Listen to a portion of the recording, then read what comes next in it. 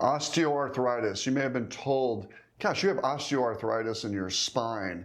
We're going to talk specifically about osteoarthritic spines and the treatments for that. How do we get pain relief of osteoarthritis in the spine, whether it's our neck or the low back? And the first part of it to understand is osteoarthritis is a rather general term. It can include many things. It's not like rheumatoid arthritis or other autoimmune things that are very different.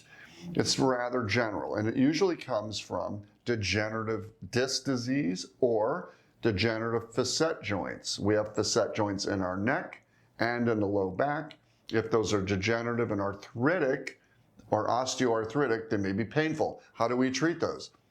Anti-inflammatory medications, physical therapy, probably injections in the joints, facet joint blocks, facet joint rhizotomies, where we sort of numb up those joints. There's all kinds of treatments to treat those things. So if you have osteoarthritis pain in the spine, come see me, and we can talk about options of treating you with injections or other modalities to get you out of pain without surgery.